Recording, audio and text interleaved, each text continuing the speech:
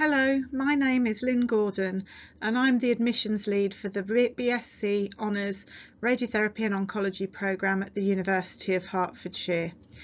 The purpose of this presentation is to give you an idea of what our programme is all about and hopefully give you enough information so that you can consider us as one of your options for your radiotherapy education. During this presentation, I'll be telling you a little bit about what it is to be a therapeutic radiographer. I'll tell you why you should choose our degree based on some of the feedback we've had from previous students who've studied with us. I'll talk to you about our clinical partners and our placement sites and where they're located in the UK, and a bit of information about some of those hospitals. And then finally I'll give you more information about our programme. So this will include details on when you would be studying, how you'll be studying and being assessed, and finally how you can apply and what criteria you need to meet in order to be considered. In the UK, the title given to the health professional who is responsible for planning and delivering radiotherapy to a person with cancer is called a therapeutic radiographer.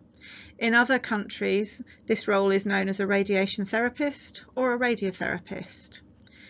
In the UK, a typical day in the life of a radiographer would be positioning the patient on the bed and ensuring that the linear accelerator and other equipment used in the treatment of cancer is lined up effectively, accurately and reproducibility such that high doses of radiation can be given just to the site of the cancer and minimal dose to anywhere else in the body. And so we're looking for a very, very specific set of skills here. We need people who are very empathetic and caring and very, very good communicators, but we also need people who can use quite complex and highly technical equipment very safely in order to deliver that radiation such that our patients have the best outcomes. In the UK, a typical degree that allows you to practice as a therapeutic radiographer is called either BSc Honours Radiotherapy and Oncology, as it is at this university, or a BSc Honours Therapeutic Radiography, which is what other universities tend to call their degrees. Our degree is internationally recognised, and this means that if you decide you want to work abroad, or indeed if you're an international student, the high quality of our degree is recognised very widely and is portable amongst several different countries. We're very proud of the quality of our provision at the University of Hertfordshire, and we over the last 4 to 5 years have been consistently rated in the top 3 of all the radiotherapy courses in the UK, and this is a rating that is given to us by our students as part of the National Student Survey. Last year our course was rated at 93% satisfaction, and so it's a very highly rated course in terms of quality. Our student support and guidance was rated at 95% satisfaction by our students, and this is something that we have worked very, very hard to ensure our students get the best quality support they can, whether this be related to their academic studies or related to any personal circumstances they might need assistance with.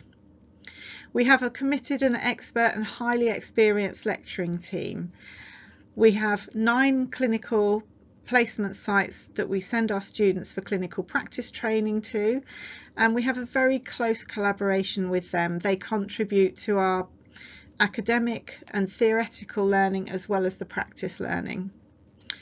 We also know that we need to include people who have a diagnosis of cancer or people who have undergone various health issues in order to help our students understand what everyday people go through when they become ill. And so we have a range of people who have either had radiotherapy or a diagnosis of cancer, or indeed other health issues, who contribute to our programme by presenting their stories to the students, or they're involved in application interviews sometimes, and then indeed they comment on our course structures and development so that we can include that expert by experience input right from the start. At the university we have superb teaching and learning facilities. I'll come on to those later. And we also have embedded health and wellbeing support with centralised wellbeing services, disability support services and occupational health services. One of the things we're most proud of is our consistently high employability rates, which last year was measured at 100%. Now this isn't necessarily within radiotherapy specifically, because we know that when people graduate they sometimes don't actually want to carry on their careers in radiotherapy, and so we have had students who have either gone on to further study, they've gone on to accelerated medical programs, or indeed started their own businesses. And of course all of these things would not be possible without a high quality degree which contains lots of transferable learning skills that will be of benefit in a wide range of situations and not just in the therapeutic radiography situation. I'd like to have a look more closely at the overall course quality.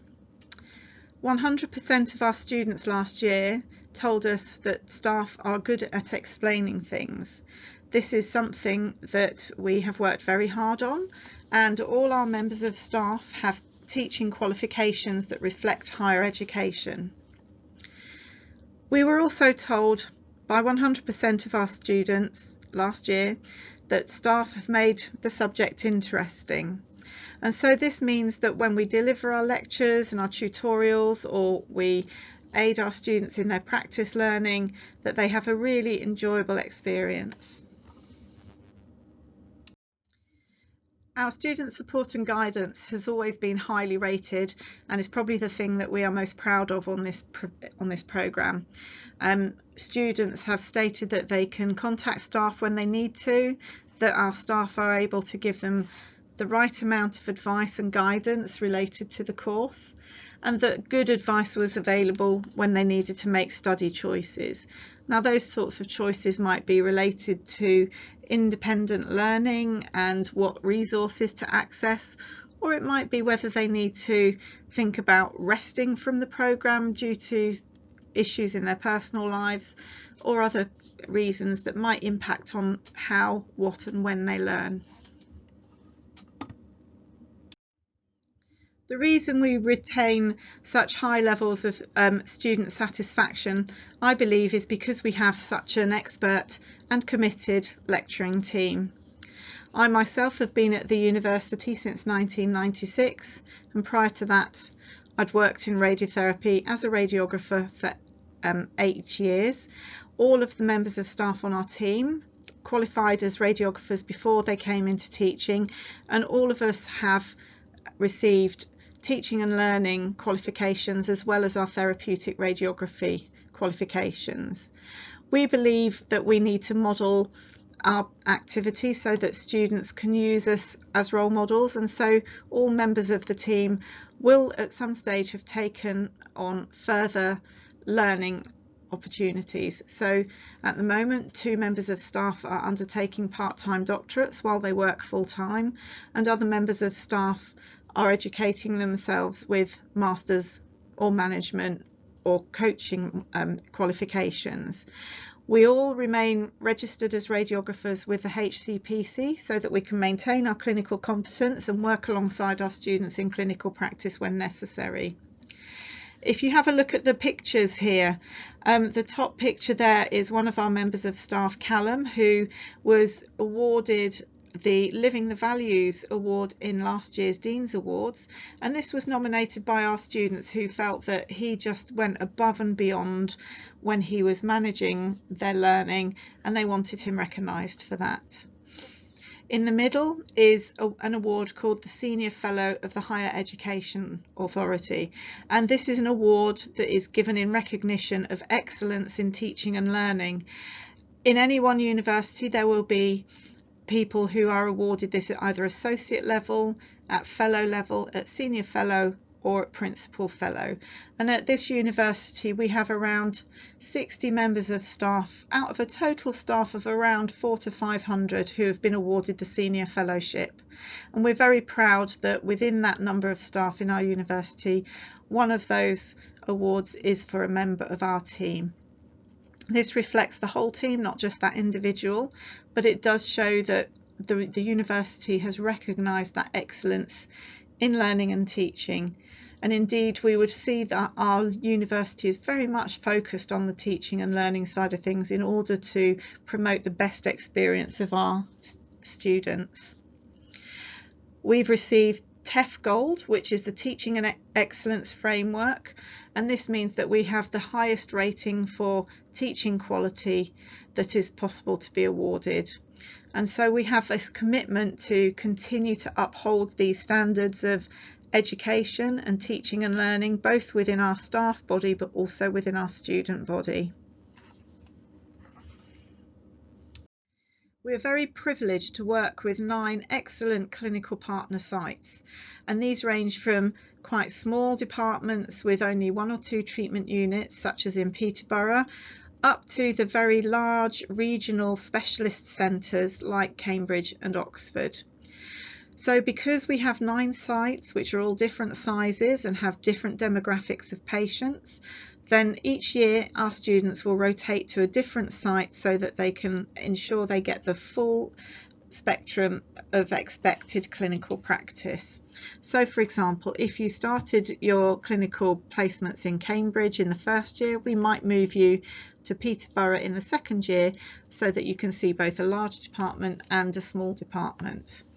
There is some choices to which department that you go to for your clinical practice placements, and this is discussed with you once you have decided that you would like to come to the university and have firmly accepted any offer that we've made.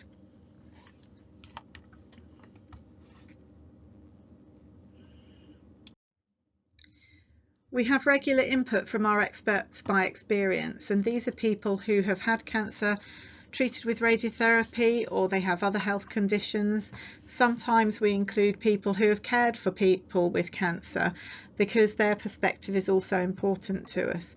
And so they regularly input in a range of ways, from programme to development to admissions interviews where those take place on site at the university, and they'll also participate in the teaching and learning sessions with our students, giving their stories to our students and then discussing them afterwards.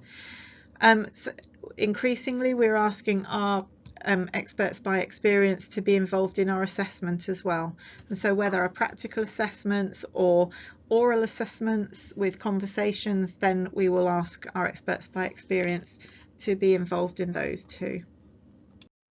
This university boasts some superb teaching and learning facilities, but here I just want to showcase the ones that we have available for our therapeutic radiography students that are specific to our programme. So if we start at the top left hand picture, this is a picture of our CT scanner. Now this is a fully operational CT scanner, and this is shared with our diagnostic radiography colleagues, but we use this to help simulate the radiotherapy planning and localization processes. And on this picture you can see Tracy, one of our senior lecturers, helping our students learn how to position a phantom patient on the bed, lining them up correctly in order to take images that would then be used to plan the radiotherapy treatment.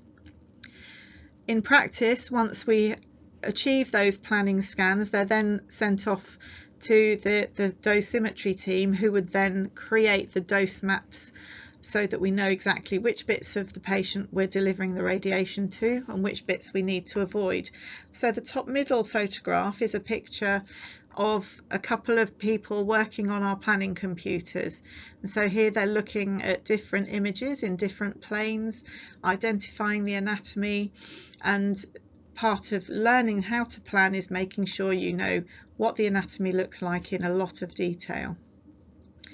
On the right hand side, this is one of our students using the virtual linear accelerator, VERT, and this is in 3D mode as she's using it there. So this is something that we can use to help teach the movement of the units using handsets that would be exactly the same on a linear accelerator in a clinical department, but in a safe and controlled environment so that the students can learn those techniques and skills without the extra anxiety of a patient being in front of them.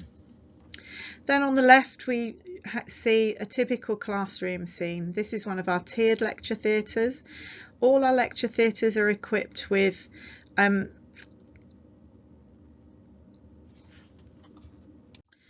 projectors and microphones to ensure that students can see and hear properly what we're teaching.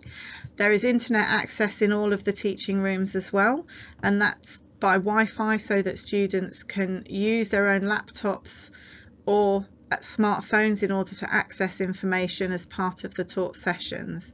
For people who are hearing impaired, we have hearing loops installed in each of the classrooms as well. The health and well-being of our students is extremely important to us. Firstly, because we want to ensure our students have an excellent experience across the whole of their programme of study, but also because we need to ensure that the patients that they are going to be meeting in clinical practice remain safe. So what we don't want is our patients transmitting any nasty diseases to our students, and vice versa. We want to make sure that our students are fit and healthy so that they're not putting our patients at risk of contracting any diseases either, bearing in mind that most cancer patients at some point or other may have a compromised immune system. So when we're considering what makes our students healthy and well, we think about both the teaching and learning experience and the support structures around them. So first of all, we embed within the programme sessions related to building resilience and coping strategies. We need our students to be completely professional when they are on placement, and our patients don't necessarily see the difference between a qualified member of staff and a student when they first meet them, and so we have to ensure that our students can cope with all sorts of different patients at all sorts of stages of their cancer, and some of them might be in pain, some of them might be very sick, and so we help our students build strategies to cope with what they encounter in clinical practice. When we look at the support from a more academic perspective, at the university we have a dedicated personal tutee system. So within the first week of the first year, every student is allocated a personal tutor from amongst the radiotherapy lecturing staff. There's also a radiotherapy tutor who's dedicated to supporting students who have more complex needs. So perhaps some students who might have either mental health difficulties or specific learning difficulties who need that little bit of extra support, they would be allocated to that member of staff who has background in those areas and therefore is able to support those students most effectively. For any student who needs the more expert and dedicated support, we would refer them on to our centralised wellbeing and occupational health services. Although we're experts in radiotherapy and we can deal with a lot of the issues that might crop up for students, we do recognise that sometimes there's a point at which we can't support students anymore and we need to bring in the experts, and so that's what we do. We're also very committed to equality and diversity, having won the Athena Swan Silver Award, and this means that we have a very cosmopolitan programme with well over 20 different nationalities and cultures part of our cohort at the current time. As mentioned previously, we're very proud of our consistently high employability rates. Our graduates gain employment in a range of different fields, although most of them do take up posts within therapeutic radiography. But as their careers progress, they may well move into other things or onto different roles. So I just wanted to introduce you to a few of those. The lady on the top left is Laura, and she, having worked as a radiographer for a few years, went to work as a lecturer at a university, and after that she took up a role at a high level being a clinical ambassador for Public Health England, which is a national body that promotes public health within the UK. The middle picture is Kevin, and Kevin graduated from this university with a very good degree and worked his way through clinical radiographer roles, but then moved into management, and he is now the Director of Radiotherapy at University College Hospitals in London, and that means that he's not only in charge of the radiographers there, but all of the cancer services related to radiotherapy. Indeed, he's overseen the introduction and building of the new proton radiotherapy facility based at that hospital. However, we appreciate that some of our students will want to stay within the radiotherapy field and hone their clinical skills, and so that's what Steve has done. He's the gentleman in the middle of the bottom picture there, and he's now a senior radiographer at his hospital site, and he has a high degree of skill within the treatment of patients and planning of patients. What we find as we have moved on through the years and seen our graduates go through is that the managers of various hospitals who employ our graduates always highly praise them because of their work ethic and skills, and so we feel that we are producing high quality graduates. The degree in radiotherapy and oncology is not only focused just on the role of the therapeutic radiographer, but we need to consider our cancer patients and the things that they encounter more widely too. So within each of the 3 years you will study oncology, you will also study radiotherapy practice, and this is based out in the clinical practice departments, and that makes up about a quarter of each year. And then themes running up through the programme as well will be the research themes, the radiation science and equipment themes, and the interprofessional education themes. Interprofessional education is about studying those aspects that are common to all health practitioners. So within those modules our students might study subjects such as communication and empathy, the core values that you would need as a health service worker, those sorts of things. We start off at a quite basic level in year 1, or level 4 as it's called in the UK, and then each year we increase both the level and the expectations of our students in order to build their autonomy, independent thinking and resilience, so that by the time they graduate they are an independent and competent practitioner. This slide demonstrates what a typical year would look like for our students. So if you take the row that says year 1 in red and move across it from left to right, you can see that last year our students started the year on the 23rd of September with an induction week. They then had 5 weeks of academic work where they were learning at the university, and then in early November, in weeks 15 and 16, they had what we call preparation for practice weeks. So these are weeks where we build their clinical skills, we undertake mandatory training such as manual handling or basic life support, so that we can prepare them for an induction week in clinical placement. So in weeks 17 and 18 our students are split into 2 groups in the first year, where they either have a reading week to catch up on some work ready for the next academic block, or they're out in clinical practice for a 1-week induction to placement. And the reason we do this is so that students can get a real feel for what it's like to be out in practice and start putting some of that theory into practice. They then come back to the university for 3 weeks as a consolidation of that clinical practice and to apply more theoretical knowledge. 3 weeks vacation period, which goes across the Christmas holiday period in the UK, and then after that vacation period, the nice green box there for year 1 is an examination week, and there will be some exams and assignments due to be handed in that week. It's a really hard week for our students, so the week after is what we call an intersessional week or a rest week, and then it's back in to the university for 6 more weeks of academic and theory work. In March is when we send our first year students out for their main clinical placement block.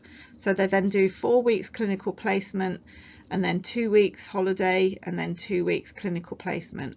Because the Easter holiday weeks shift each year, that vacation period may move a little bit earlier or a little bit later, depending on when Easter occurs within the calendar.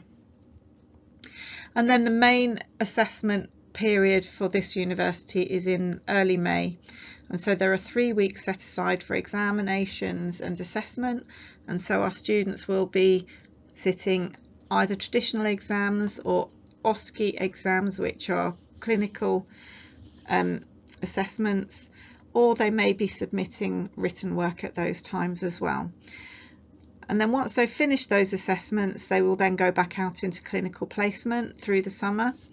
Assuming they pass all of their assessments first time, they will stay out in clinical practice until the middle of July, when their long summer holiday begins.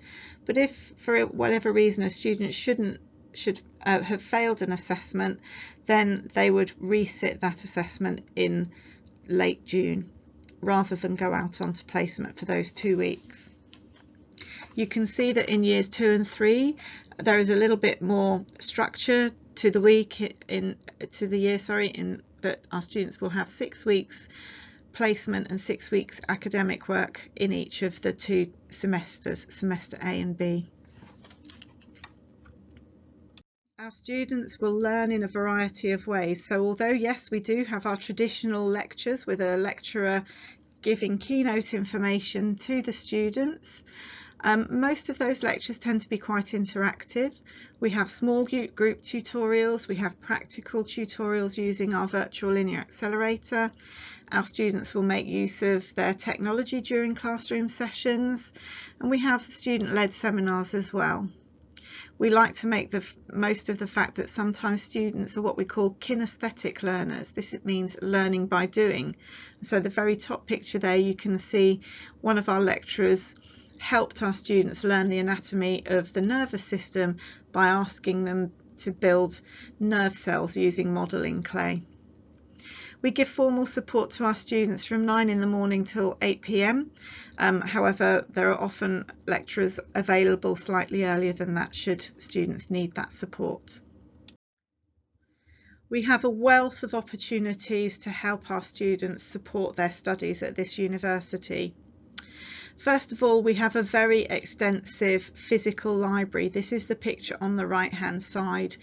On the picture we're looking down the centre of the library from the first floor, and then there are 2 floors above us which contain all the book stacks, and we also have private study rooms and group study rooms on those levels so that students can either work individually or with their peers in order to study as they like to. In the bottom of the library we have an internet cafe, and within that cafe there are sleep pods because the university opens the library for 24 hours every day except for the times when the university is closed on national holidays. So that would be a few days at Easter and a few days at Christmas. We have over 10,000 journals that the university subscribes to, and we have a huge budget for books, and every year we are asked to give the library the list of books that we would like our students to have access to. The middle picture is a picture of a system called Canvas, which is our virtual learning environment. This is where our electronic resources are housed, and so here students can access electronic books and journal articles, and they can access lecture materials and other resources that the lecturers collate within particular module pages, and these are accessible to all students who are registered with the university. The library also runs a variety of study support sessions, whether that be electronically in the form of webinars or webcasts or quizzes, or in person in the form of small tutorials related to study skills. So there should be no reason why students can't progress well with their studies, given that there is a wealth of opportunity and resources available to support them.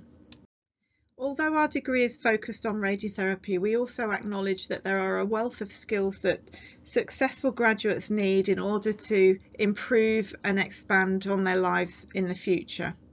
And so the sorts of transferable skills that they're taught within the degree will be related to finding and using evidence.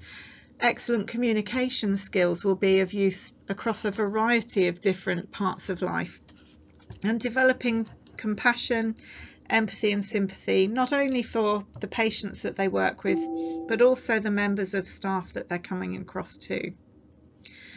In terms of career diversity, some of our students have entered onto medical training programs if they've achieved a good degree, and this means that they do their 3-year degree with us and study a shortened degree in medicine if they're successfully accepted. As I said previously, we are internationally recognised for our qualification, and our graduates have worked all over the world, including Australia, Canada, America, and across Europe and Asia too. Our degree might allow entry into a range of medically related fields, so for example, equipment design and manufacturer, sales and marketing, research, or indeed education. I've spoken quite a lot about what I think is good about our programme. However, don't just believe me. Have a read of these quotes, which all come from some of our students last year and what they thought about our programme.